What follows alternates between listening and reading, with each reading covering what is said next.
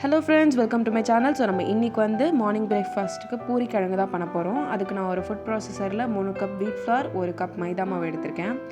இதோட கொஞ்சமாக சால்ட், கொஞ்சோண்டு சுகர் ஆட் பண்ணிக்கலாம்.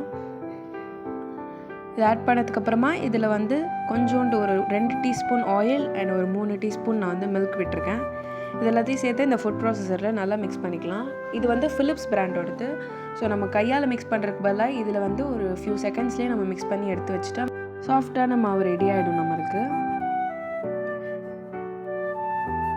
இப்போ நீங்களே பார்த்தீங்கன்னா எந்த அளவுக்கு சாஃப்டாக இந்த ஃபுட் ப்ராசஸர் மாவு பிசைஞ்சு கொடுத்துருக்கு பாருங்கள் நம்மளுக்கு.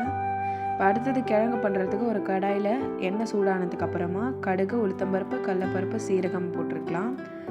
இதை போட்டதுக்கப்புறமா வேக வச்சு எடுத்து வச்ச பொட்டேட்டோ, அதோட தக்காளி, அதுக்கப்புறமா கொஞ்சோண்டு கருவேப்பிலை, அப்புறம் சில்லி, அதுக்கப்புறம் கொஞ்சோண்டு இஞ்சி இருக்குது. இது எல்லாத்தையும் சேர்த்து இந்த கடாயில் நம்ம போட்டு நல்லா நம்ம மிக்ஸ் பண்ணி விட்டுக்கணும்.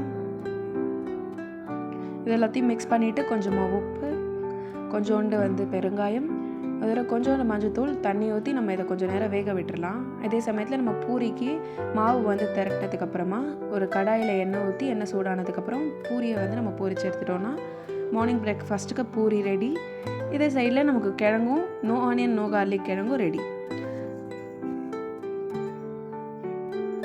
அடுத்தது நம்ம வந்து 1 பாட் சாம்பார் ரைஸ் பண்ண போகிறோம். அதுக்கு வந்து முன்னாடியே ரைஸ் அண்ட் மசூர் தாலை நம்ம ஊற வச்சு எடுத்து வச்சுக்கலாம். வெஜிடபிள்ஸ்க்கு கத்திரிக்காய், கேரட், பீன்ஸ், அப்புறம் வந்து பூசணிக்காய், உருளைக்கிழங்கு இது எல்லாத்தையும் நம்ம எடுத்து வச்சுக்கணும். இப்போ ஒரு குக்கரில் எண்ணெய் சூடானதுக்கப்புறமா கடுகு, உளுத்தம்பருப்பு, சீரகம் அண்ட் கொஞ்சோண்டு கேஷ்யூ எடுத்துக்கலாம். இது எல்லாத்தையும் நல்லா எண்ணெய் சூடானதுக்கப்புறம் குக்கரில் போட்டுருங்க. இதோட 4-5 வரமிளகாவும் கொஞ்சோண்டு கருவேப்பிலை போட்டுட்டு இதில் வந்து நம்ம வெஜிடபிள்ஸ் எல்லாத்தையும் ஆட் பண்ணிக்கலாம்.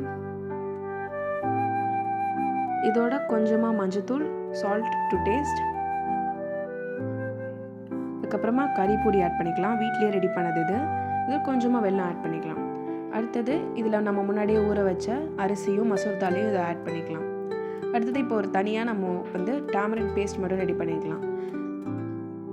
இந்த ரெடி பண்ணி வச்சுருக்கிற புளி பேஸ்ட்டை வந்து இந்த குக்கரில் ஊற்றி ஒரு மிக்ஸி ஜார் தனியாக எடுத்துக்கோங்க. அதில் ஒரு 6-7 வரமிளகாய் போட்டுக்கோங்க.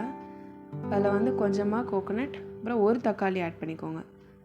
இது எல்லாத்தையும் ஒரு நல்லா மிக்ஸி ஜாரில் வந்து நல்லா பேஸ்ட் பண்ணிவிட்டு இந்த குக்கரில் அதை ஆட் பண்ணிவிட்டு நல்லா நீங்கள் மிக்ஸ் பண்ணி ஒரு 5 விசில் விட போகிறோம். 5 விசில் விடுத்து நம்ம எடுத்துட்டோன்னா சூப்பரான 1 pot sambar rice ready. Okay friends, நம்ம நெக்ஸ்ட் வீடியோவில் பார்க்கலாம்.